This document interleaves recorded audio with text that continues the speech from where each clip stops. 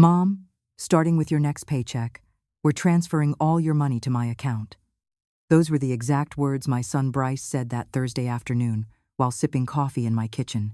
He spoke as if it were the most reasonable thing in the world, as if he were doing me a favor, as if a 62-year-old woman like me couldn't possibly manage her own money. I just looked at him, quiet for a few seconds, trying to read his eyes, searching for any sign that this was some kind of joke or misunderstanding. But all I saw was that calm, confident smile of someone who knew he had the upper hand. I finally took a deep breath and told him yes, that it sounded fine, that I trusted him. Bryce's smile widened before he stood, leaned over, and gave me one of those empty, routine kisses on the forehead.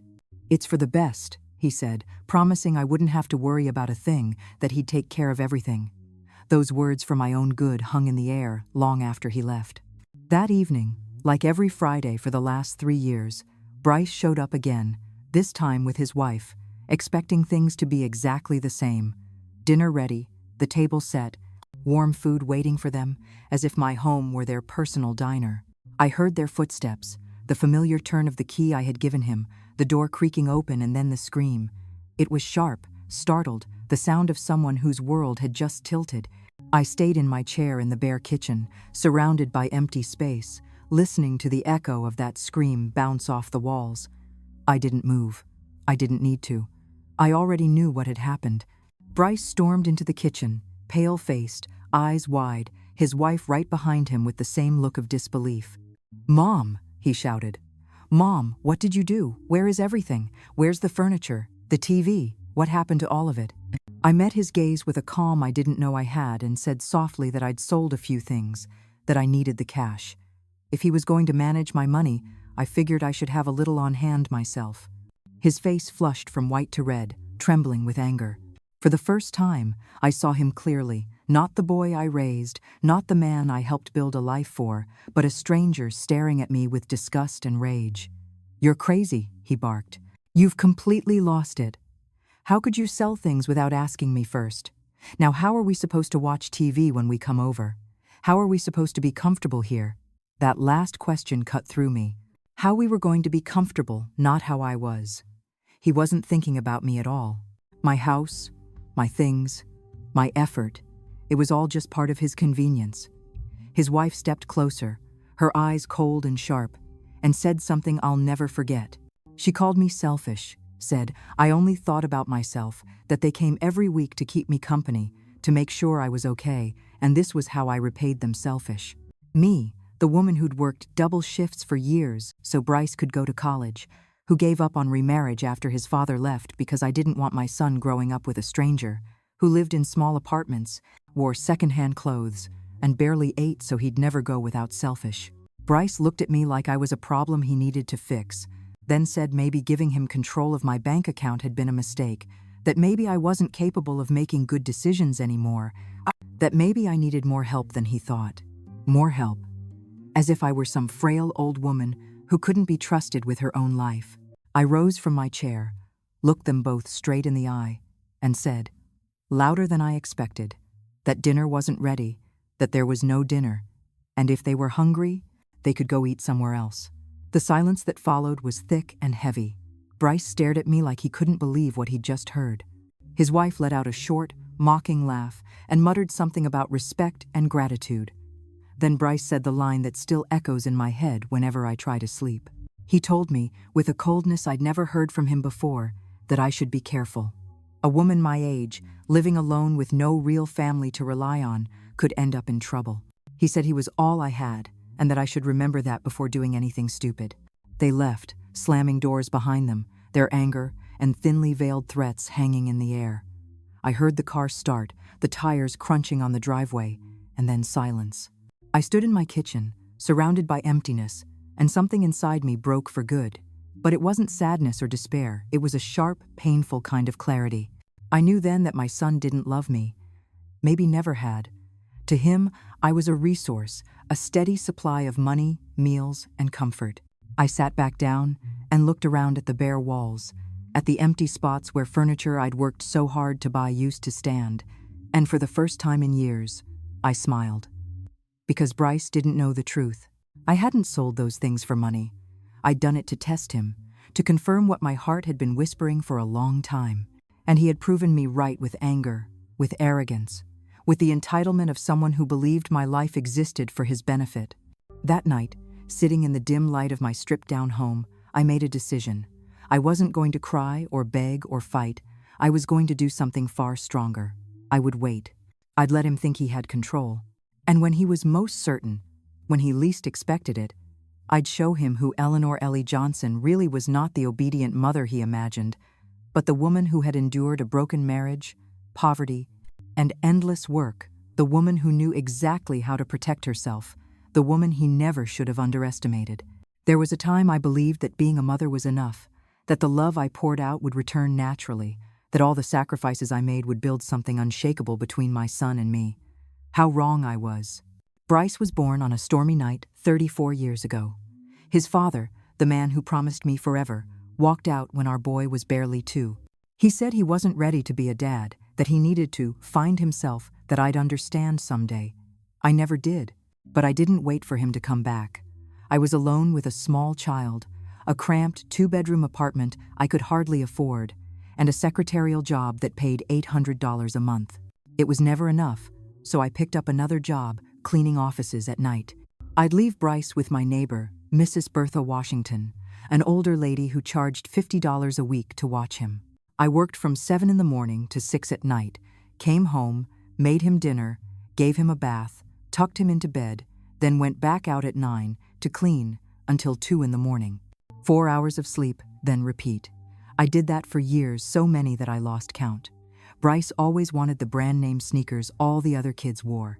They cost $100, nearly half of what I spent on food every 2 weeks, but I bought them anyway. I wanted him to feel like he belonged, to know his mom would do anything for him. I ate rice and beans for a month to afford those shoes. When he turned 18, he wanted to attend a private college that cost $10,000 a year. I didn't have that kind of money, not even close, so I took out a bank loan. 4 years of debt that took me a decade to repay, 10 years of scraping by so my son could get his degree. He graduated, landed a good job, made $6,000 a month, twice what I earned after 30 years of working, and I was proud. I thought he was finally ready to build a life of his own. I thought I had finally done my part as a mother, but Bryce didn't move out right away. He said he wanted to save money first, to have a stable foundation before living on his own. I told him, of course this is your home, you can stay as long as you need. And he did 5 more years. 5 years where I kept working both jobs, paying the rent, buying groceries, covering every bill. 5 years where Bryce saved every penny he earned because he didn't have to spend a dime. When he finally left, it wasn't to rent an apartment, it was to buy a house, a $300,000 house that he paid for in cash after living rent-free under my roof. I was proud. I told him I was proud, and I meant it. I believed I had done right by him, that now he might help me a little, maybe let me slow down, maybe let me rest. But that never happened. 2 years later, Bryce got married. His wife was elegant, one of those women who always looked polished, perfect nails, perfect smile, always speaking in a sweet but distant tone. From the very beginning, I noticed how she looked at me as if I were beneath her, as if she couldn't quite grasp how Bryce came from someone like me. The wedding cost $30,000, and I was seated at a table in the back, far from the main table where the family Saturday. Bryce told me it was because there were many important guests, clients from work, and they needed those seats. I said I understood. I smiled for the pictures, danced when asked, and went home alone that night, feeling oddly hollow. After that, Bryce's visits became fewer and fewer. He used to stop by 2 or 3 times a week. After marriage, it became once every 2 weeks, then once a month, always in a hurry, always checking his phone, always with an excuse to leave early. I stayed quiet. I didn't want to be the overbearing mom, the nagging one who couldn't accept her son had his own life. Then they started showing up on Friday nights, always around dinner, always without calling first, always expecting a meal. At first, I was happy. I thought Bryce finally wanted to spend time with me, that he missed me. So I made his favorite dishes, set the table nicely, even bought dessert. But I began to notice things. Bryce never came alone. His wife was always with him. And they didn't come to talk, they came to eat. They'd sit down, finish their meal, and leave within an hour. sometimes less. He never brought anything. No wine, no dessert, no groceries, not even a few dollars to help. One night, after they left, I added up what dinner had cost $15. Money I really couldn't spare. $15 meant working extra hours to make up for it, and that's when it hit me. To Bryce, I had become a service, a free diner, a place to eat without paying, without even a real thank you. I started noticing more. Every time I asked for help, there was always an excuse. When my car broke down and I needed a ride to the doctor, he was too busy. When I told him my refrigerator was making weird noises, he said to just buy a new one, as if I had $500 sitting around. I didn't. I barely made it to the end of each month. But the worst moment was my 60th birthday. Bryce showed up 2 hours late with no gift, no card, and a quick excuse about traffic. He stayed for 20 minutes. He ate the cake I had bought for myself because I didn't want to spend the day alone, and then he left. That night, I cried harder than I had in years. I cried because I finally understood what I had been refusing to see for so long. I realized that to my son, I no longer mattered. I wasn't a person to him anymore, just a resource, something convenient, always there when he needed it. And the painful truth was that I had let it happen. I had created that dynamic. I had never asked him for anything. I had never told him I felt taken for granted. I had never said I needed more than those quick 20-minute visits and the occasional Friday night dinners. I was scared. Scared that if I pushed, if I asked for more, if I demanded even a fraction of the love I gave, he would walk away completely. And the thought of losing my son, even this distant, disconnected version of him, terrified me more than being alone ever could. So I kept playing the part, the easy mother, the quiet mother, the one who never complained, who always had the door open, who made everything simple, until that Thursday afternoon, when Bryce told me he wanted to take over my finances. That was when something deep inside me, something that had been silent for years, stirred awake. A voice, small but steady, told me this wasn't right, that this was the start of something much worse. Still, even with that warning ringing in my head, I said yes, because I still wanted to believe he cared. I still wanted to think my son loved me, that he wanted to protect me, that he'd do the right thing. How foolish I was. The following Monday, Bryce showed up at my house with a stack of papers. He laid them out neatly on the kitchen table, wearing that same smile, but now it looked colder, more deliberate. "Mom, this is simple," he said. "I just need you to sign here, here, and here. These are forms giving me access to your account so I can automatically transfer your paycheck each month. That way, I'll handle your bills and manage everything. You won't have to worry about a thing." I looked down at the documents. They were bank forms, authorizations. I read the fine print, the parts most people skip, and what I saw made my stomach drop. It wasn't just access to my account, it was full power of attorney, giving him complete control to transfer funds, close accounts, make financial decisions in my name. "Bryce, this says you'd have total control over my money," I said quietly. He nodded, calm and casual, as if it were no big deal. "Yes, Mom, it's easier that way. That way I don't have to ask you for approval every time. It's just more practical." That word practical echoed in my head. Practical for who, I wondered, but I didn't say it. I picked up the pen he handed me and held it in my fingers. For a second, I almost signed. I almost gave him everything, because that's what I had always done, trusted, surrendered, believed. But then I remembered that Friday night. I remembered his face twisted in anger when he saw the empty house. I remembered what he said, the veiled threats hiding behind his words. I set the pen down. "You know what, Bryce? Give me a few days to think about it. I want to read everything carefully. I want to be sure." His expression shifted for a moment, irritation flashing across his face before he forced a smile. "Mom, there's nothing to think about. It's simple. But okay, if you want a few days, that's fine." Then he left, but he left the papers behind, as if certain I'd sign them anyway. I couldn't sleep that night. I sat awake staring at those papers spread across the kitchen table, and something deep inside me kept whispering that this wasn't for my benefit, that once I went through with it, there would be no turning back. The next morning, I went to the bank. I got there early, before work, and asked the teller to print out all transactions from the past 6 months. She handed me several pages, and I went through them slowly, line by line, until my stomach dropped. There was a withdrawal I hadn't made, $1,200, taken from my account 3 months earlier, and I had no memory of withdrawing it. I asked the teller if she could see more details. She checked her computer and said the money had been withdrawn from a branch across town using my debit card. But I had never been to that branch, and my card had never left my wallet, except once. That's when I remembered.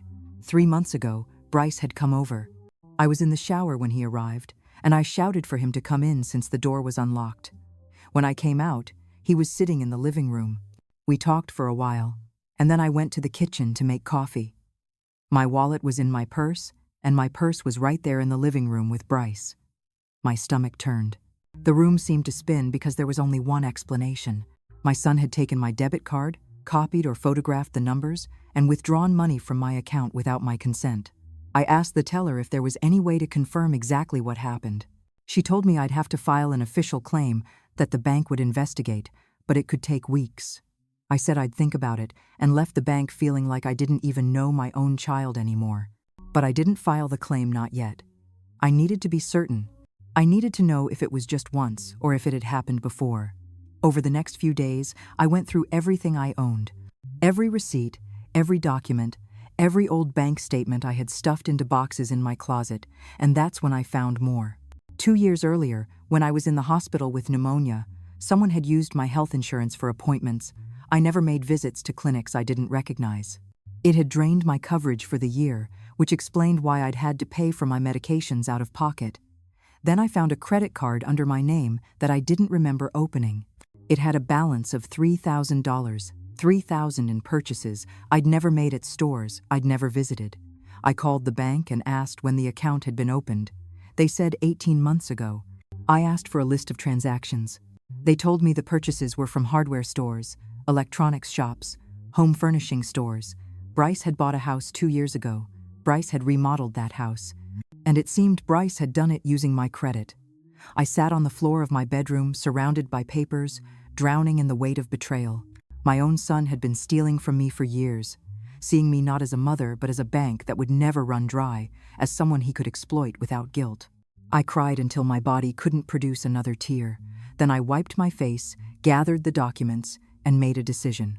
I wasn't going to confront him yet. I wasn't going to shout or accuse him because I knew he would deny everything. Say I was confused, maybe even claim I was losing my mind. No, I needed to be smarter than that. I was going to collect proof, document every detail, and build a case so strong he wouldn't be able to talk his way out of it. Only then would I act. That Friday, Bryce came over right at dinner time, as usual, expecting food on the table. But this time, I cooked differently. I made his favorite meal, chicken and rice. The one I used to prepare when he came home from school sad. The one that told him I loved him without saying a word. He sat at the table with his wife. They ate, chatting casually about work, the weather, and some movie they wanted to see. I watched them as if I were seeing them for the first time and realized something. Bryce ate my food with the same indifference someone would have for takeout. No gratitude, no affection, just the habit of getting something for free.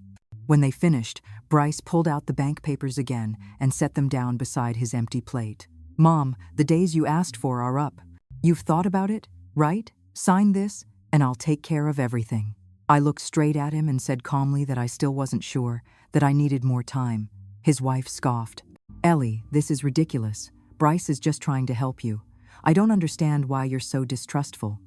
Distrustful. She called me that. And the saddest part was that she wasn't wrong, but not in the way she meant. Bryce stood up, his face hard, his patience gone. "Mom, this is for your own good. You can't keep managing your finances alone. It's obvious. Look how you sold the furniture without thinking. Look at the irrational decisions you're making. Irrational. Selling my own furniture in my own house was irrational, but stealing from me for years wasn't?" I said nothing.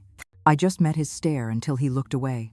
They left without saying goodbye, and I stayed sitting in my kitchen, staring at those unsigned papers, knowing the battle had just begun, a quiet war I had to win, because if I didn't, I wouldn't just lose my savings, I'd lose my dignity, my freedom, my life. The days after that dinner felt strange. Bryce didn't call or visit. It was as if he decided to punish me with silence, believing I would crumble, that I'd beg him to come back, that I'd sign those papers just to earn his attention again. But I didn't. For the first time in years, the quiet in my home didn't feel empty, it felt peaceful. It felt like clarity. I spent those days combing through every part of my financial life, every receipt, every statement, every scrap of paper connected to money, and the more I looked, the more I uncovered. I discovered that 3 years earlier, when Bryce asked to borrow my ID because he'd lost his and needed to pick up a package, he had done something else with it. He had opened a utility account in my name for his house.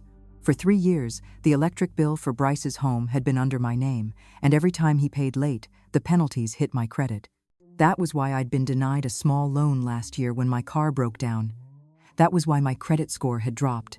I called the utility company and explained that the account wasn't mine, that I'd never lived at that address.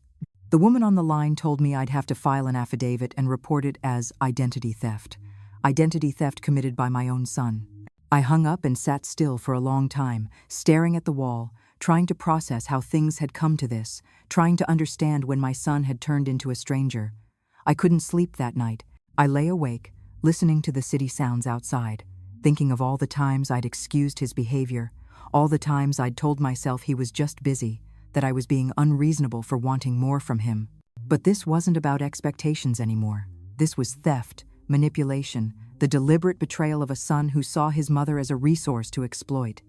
The next morning, I did something I'd never done before. I went to see a lawyer. It was a small office downtown with a sign that read, David Chung, attorney at law.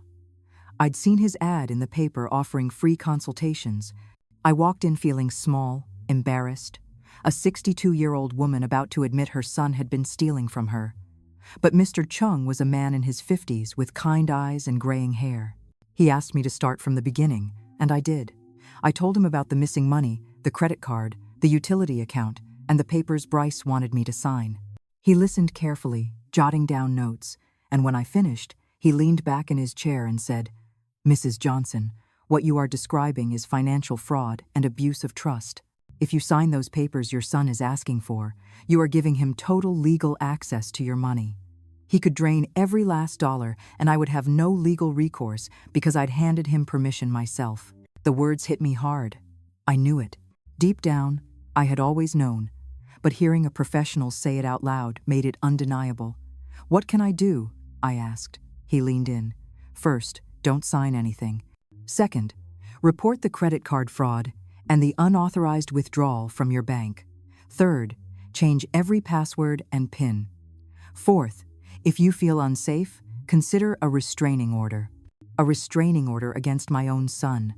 The thought felt both unreal and crushing. "I don't want to get him into legal trouble," I said. "He's my son." The lawyer met my eyes with a mix of compassion and sorrow. "Mrs. Johnson, your son is already in legal trouble. He's committed several felonies. The question isn't whether you want to get him into trouble. The question is whether you want to protect yourself." I walked out with a folder of forms and a to-do list, overwhelmed but also strangely steady, fueled by a new resolve. I went straight to the bank, reset every password, requested a new debit card, closed the fraudulent credit line, and filed official disputes. The teller guided me through it all, patient and respectful, never making me feel foolish. When I got home that afternoon, I was exhausted but lighter, as if a weight I'd carried for years had finally slipped off. That night, Bryce called. His voice was tight. "Mom, we need to talk. Come to my house for dinner tomorrow. We have to resolve this." It wasn't an invitation. It was a command. Once, I would have gone without question. Not now. "I can't tomorrow," I told him. "I'm busy." "Busy? Mom? What could you possibly be busy with?" "What I'm busy with matters to me," I said. "There are other things that come first now." The silence on the line was thick with surprise and irritation. "You're acting really weird, Mom. I don't know what's gotten into you, but you need to stop being so stubborn and sign those papers. This is for your own good. For my own good." The same words, as if stealing from me were a kindness. "Bryce," I said, my voice steadier than I expected, "I am not signing anything, and we need a very serious talk about a few things." "About what things?" he asked, his tone suddenly alert, guarded. "About money that's left my account without permission, about credit cards I never opened, about utility accounts in my name at addresses where I don't live. The silence that followed was so complete, I could almost feel it through the phone. "I don't know what you're talking about," he said at last, trying to sound controlled, though I could hear the panic underneath. "I think you do," I told him. "And I think you need to think very carefully about what you're going to say next. Mom, you're delusional, you're confused, maybe you need to see a doctor." There it was, the card I knew he'd play, the one where he'd paint me as senile, confused, incapable of reason. "I'm not confused, Bryce. I have all the documents, I have all the evidence, and I've already spoken to a lawyer." Silence filled the line, heavier this time. "You talked to a lawyer?" His voice dropped low, almost a whisper, almost a warning. "Yes, and he explained exactly what you've been doing. He explained what fraud is. He explained what's illegal. Mom, you can't be serious. I'm your son. Everything I've done has been to help you." "Help me? Bryce? You stole from me for years. You used me. You lied to me." "I never," he started, but I cut him off. "Yes, you did, and you know it. The question now is what we're going to do about it." I could hear his breathing, uneven and sharp. "I'm coming over," he said. "We need to talk in person." "No," I told him. "You're not coming here. If you want to talk, we can do it over the phone or with lawyers present." "Are you crazy?" he shouted, furious now. "Completely crazy. After everything I've done for you, all the times I've visited, all the times I've worried about you, this is how you repay me. You mean all the times you came to eat for free? All the times you needed something from me? But when I needed you, where were you?" I hung up before he could say another word, before he could twist things around again. I sat in my kitchen, phone still in hand, shaking not from fear, but from anger. Years of silent rage were finally breaking loose. That night, I slept better than I had in months because I had finally said the truth out loud. I had finally drawn the line. I didn't know what would come next, but I knew I would never again be the quiet mother who let herself be stepped on. The next morning, I woke with a clarity I hadn't felt in years. It was as if a thick fog had lifted and everything around me was suddenly sharp, undeniable. I knew what had to be done. I couldn't stop now.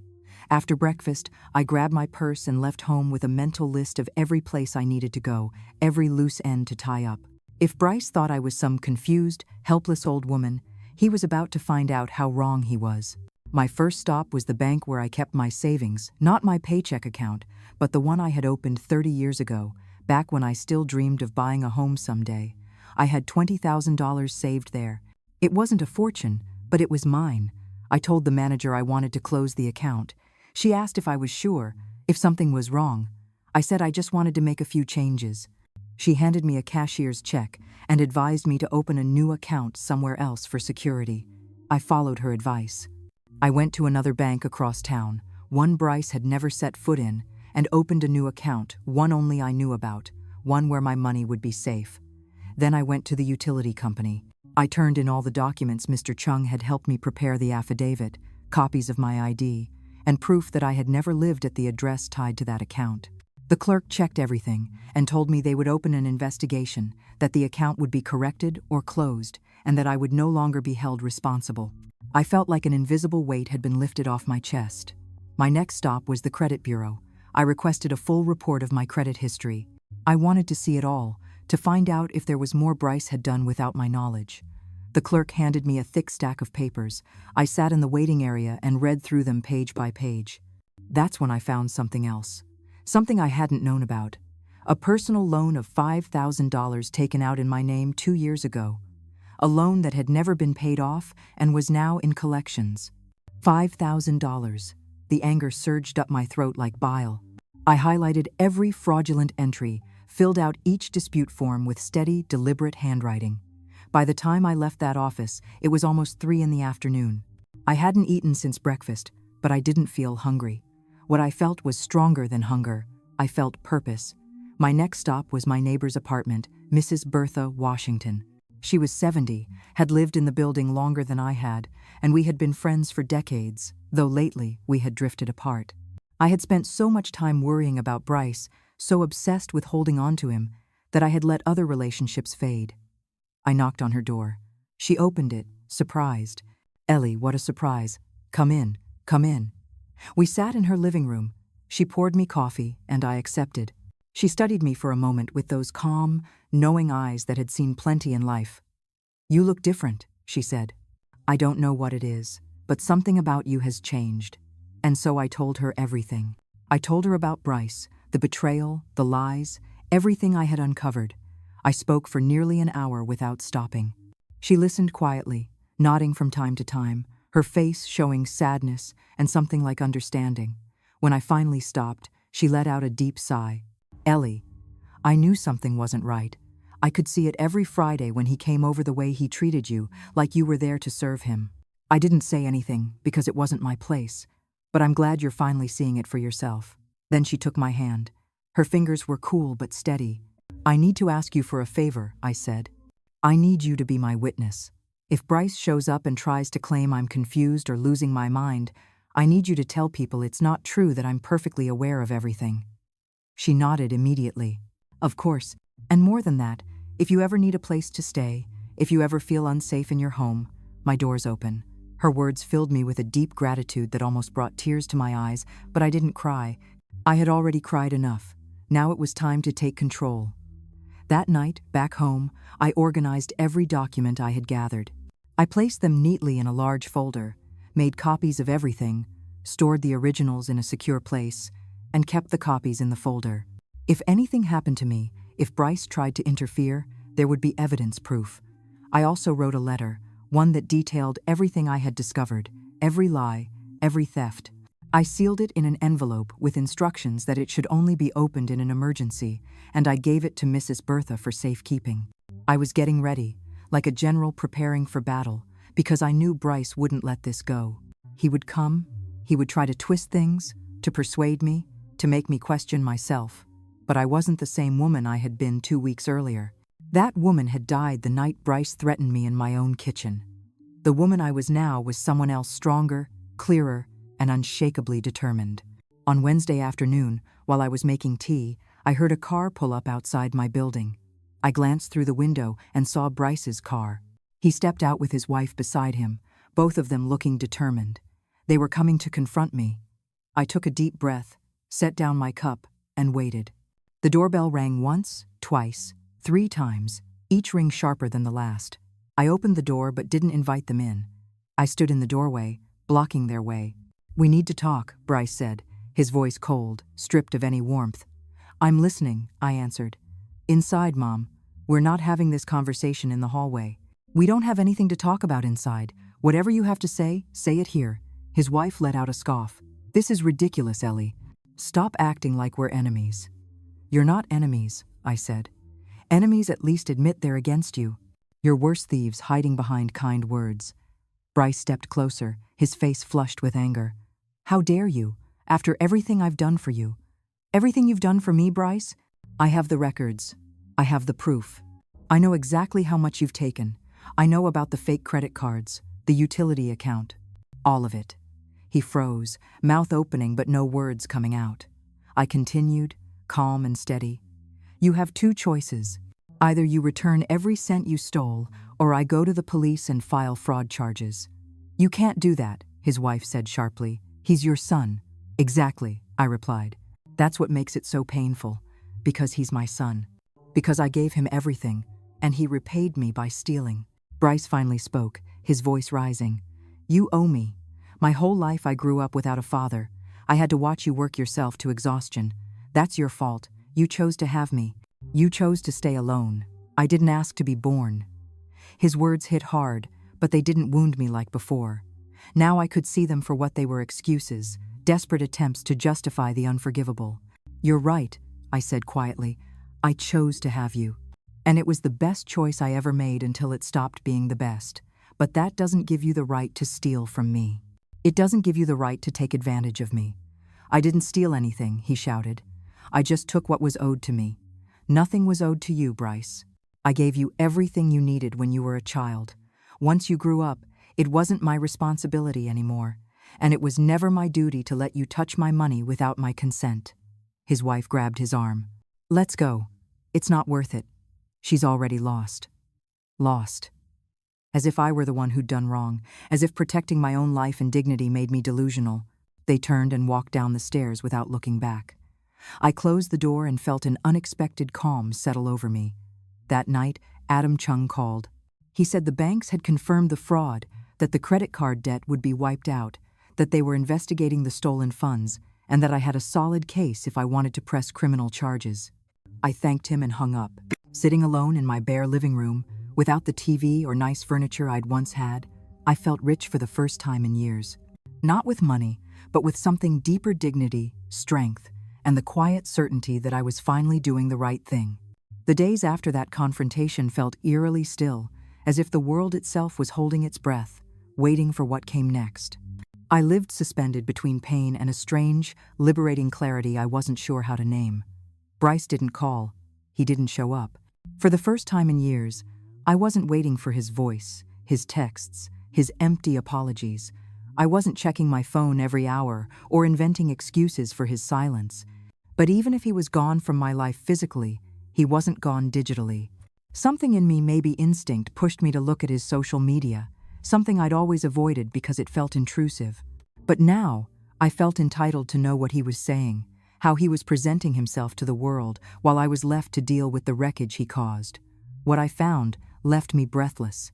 The day after he'd come to my door, Bryce had posted a photo of himself and his wife at an upscale restaurant, smiling over glasses of wine.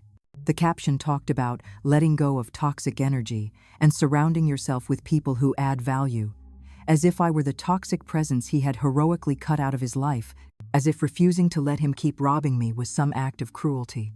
The comments poured in, full of support, people praising his strength, his emotional maturity, his commitment to protecting his peace. I stared at the screen in disbelief, sickened by how easily people bought the lie. None of them knew that the man they were cheering for had been stealing from his own mother for years. In the following days, his posts became more polished, more deliberate, each one building a false image of a man reinventing himself. One photo showed him at the gym, with a long caption about self-care and how you can't pour from an empty cup. Deep words until you remembered that the gym membership and the designer clothes he was wearing had been paid for with stolen money. Another post showed him working on his laptop with a caption about sacrifice and hard work as the foundation of success, conveniently leaving out that his success had been built on fraudulent credit cards and bills I had unknowingly paid. But the one that hit me hardest came on Friday, the day he used to come over for dinner. He had posted an old photo of the two of us, him as a small boy in my arms, both of us smiling. The caption read, "Sometimes the people you love most are the ones who hurt you the deepest. Love doesn't mean tolerating abuse. Sometimes you have to walk away from toxic family relationships for your own mental health." Reading those words was like being punched in the gut. He had twisted our story, erased the truth, painted himself as the victim, and me as the abuser. The comments under that post multiplied: friends, co-workers, even old neighbors I recognized praising his bravery, sharing their own stories, applauding him for setting boundaries. They had no idea that the woman he was supposedly escaping from was the same one who had worked 2 jobs to put him through college. For days I watched in silence, refusing to comment, refusing to give him the reaction he wanted. I knew his game. He wanted me to lash out so he could point and say, "See, this is what I meant." But every post, every word of praise he got from people who didn't know the truth, cut a little deeper, not because I cared about my reputation, but because it showed how easy it was to lie when you sounded convincing enough. The breaking point came when Bryce posted a video showing off the house he and his wife had bought, proudly walking through the renovated rooms, the new furniture, the manicured garden. He called it the result of years of hard work and dedication. Not a single mention that much of it had been paid for with money he stole from me, with loans in my name, with credit built on my identity. He showed it all off as if he'd earned every inch of it.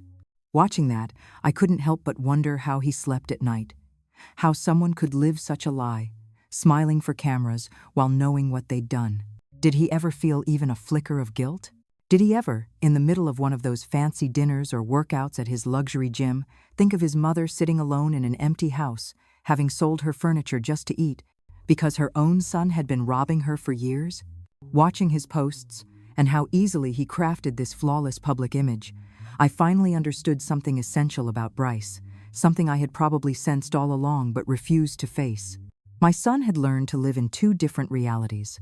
In one, He was both the abandoned child owed compensation and the self-made man who had built his life from nothing. In the other, he could justify stealing from me as something he deserved while publicly portraying himself as the victim of a toxic parent. His self-deception was so deep it almost seemed genuine, as if he truly believed his own lies, and the line between truth and fiction had completely disappeared. Seeing Bryce not only steal my money but also my story, twisting reality until I became the villain in his version, hardened something inside me. I realized then there was no redemption left, no conversation that could make him see what he had done. He had made his choice. He had chosen lies over truth, image over integrity. I had to accept that the son I thought I knew no longer existed, or maybe had never existed at all, replaced by a stranger who could smile for photos while quietly destroying his mother without a hint of guilt. That realization crystallized one Tuesday afternoon in a way that felt both unexpected and inevitable. Truth always finds its way to the surface no matter how many lies are stacked to bury it. I was at David Chung's office reviewing the final case documents when he told me the banks had completed their investigations, confirming a total of $17,000 in fraudulent activity over 3 years. The number itself wasn't what shocked me, it was what it meant. This hadn't been a one-time mistake or moment of weakness. It was a deliberate, systematic pattern of theft that had taken effort and planning. Mr. Chung explained that the evidence was more than enough to press criminal charges, but said there was another route I could consider first. I could send Bryce a formal demand letter, offering him one last chance to return what he had stolen before facing legal action. He told me some victims of family fraud chose that path out of compassion or obligation, understanding that blood ties complicated things strangers never had to consider. But he also warned that this gesture might be seen as weakness, that Bryce could respond not with remorse, but with manipulation. I sat there in silence, staring at the evidence spread across the desk, every fraudulent withdrawal, every fake account, every calculated deception. A small part of me still wanted to believe that if Bryce was confronted with undeniable proof, something inside him might awaken, maybe guilt, maybe shame. Maybe just the faintest echo of the boy I had raised with so much love. But another, stronger part of me knew better. I knew he would see a private warning as a sign of weakness, proof that I still couldn't hurt him, that I would always forgive because I was his mother. And mothers, in his mind, always forgive, always give another chance, always choose love over justice. I realized that if I gave him that private chance, he would only use it to hide evidence, to spin new lies, to paint me publicly as unstable before I could act. So I told Mr. Chung I didn't want to send a private letter. I didn't want another secret negotiation. I wanted the truth out in the open. I asked him to prepare the documents to file a civil lawsuit that would become part of the public record, so anyone who wanted to know the truth could find it instead of believing the story Bryce was performing online. The lawyer looked at me with a quiet mix of surprise and respect, perhaps not expecting someone my age to make such a clear, decisive choice. He assured me he would proceed immediately and that Bryce would be officially notified within 72 hours. I left the lawyer's office feeling something I hadn't felt in years, something that took me a moment to recognize. It was power. The power of making a decision entirely on my own, without seeking approval, without apologizing, without worrying how others might judge me or whether people would say I was being too harsh with my own son. For the first time in decades, I had chosen to protect myself instead of protecting someone else's comfort, even if that someone was my child. And that choice, painful as it was, filled me with a quiet integrity I had almost forgotten existed. Bryce received the official notice on a Thursday morning, as David Chung confirmed by phone. I wasn't there to see his reaction, but I could imagine it perfectly, him opening that envelope, scanning the pages filled with exact dates, transaction records, and evidence so airtight there was no room for denial. My imagination didn't have to stretch far, because less than 2 hours later my phone began ringing over and over, one call after another, his name flashing across the screen with desperate persistence. I let every one of them go to voicemail. There was nothing left to say that wasn't already written in those documents. Later that night, when I was finally ready, I listened to his messages. It was disturbing and strangely fascinating to hear his panic unravel from one message to the next. In the first, he still tried to sound composed, his voice steady and reasonable, saying this was all a misunderstanding, that we needed to talk immediately before things went too far. The second message came sharper, more frantic, pleading with me to call him back, saying I was about to ruin his life, that I needed to think carefully before destroying my own son, as if I were the one doing the destroying instead of exposing what he had done for years. By the fifth message, the mask had completely fallen. His tone turned venomous, his words soaked in anger and threat. He said I would regret this, that his lawyers would prove I was an unstable old woman who didn't know what she was doing, that he would fight me with everything he had, and in the end, I would be painted as the villain. I listened to each message to the very end, feeling not fear, but a detached sort of curiosity about how fast he could shift from begging to threatening once he realized manipulation no longer worked. The days that followed were a storm of legal motion and emotional clarity. Bryce went on the offensive. He posted a long, carefully worded statement on his social media, claiming he was the victim of a cruel injustice brought on by a mother he loved, but who was now attacking him for reasons he couldn't understand. He avoided specifics, but filled his post with vague, emotional language designed to win sympathy, portraying himself as a heartbroken son dragged through a painful legal battle by a confused, possibly unstable parent. Predictably, his followers flooded the comments with support messages of shock, encouragement, and blind loyalty, telling him to stay strong, that the truth would come out, that they believed in him. I watched from afar, with a strange mix of disgust and admiration at his ability to twist the story even under the weight of undeniable facts. But something inside me had shifted.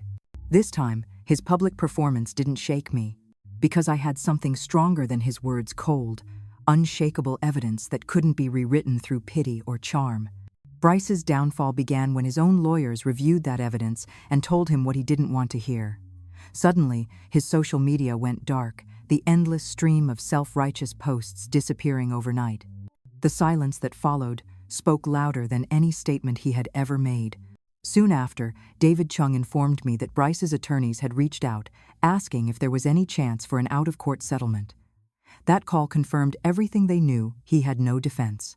Their goal now was simply to contain the damage before the case reached trial, where every detail of his deceit would become part of the public record for anyone to see.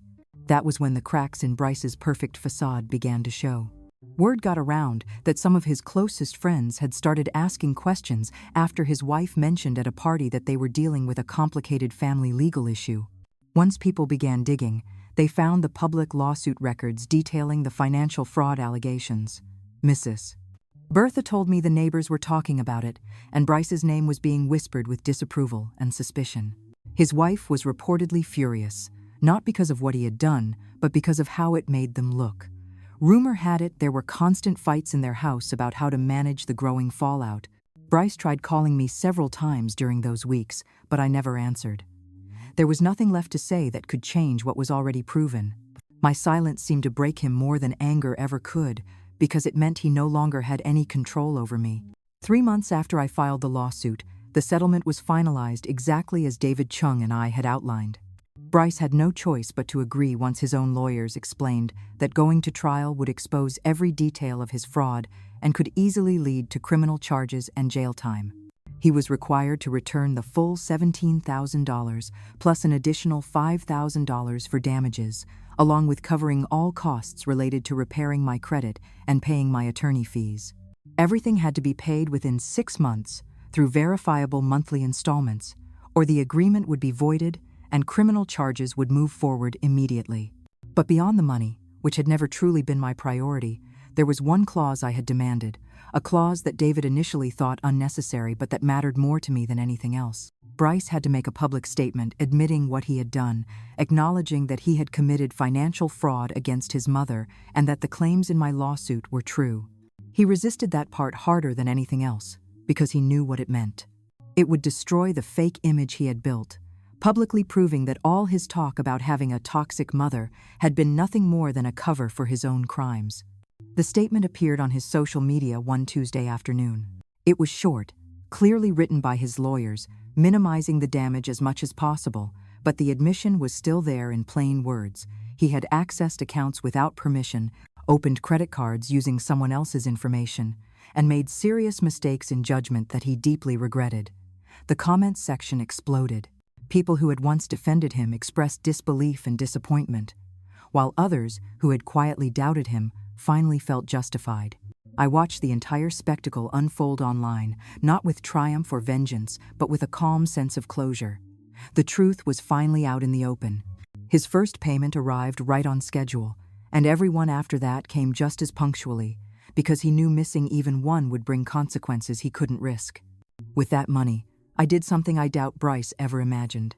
Instead of refilling my savings or replacing the furniture I'd sold, I bought a plane ticket to somewhere I'd never been.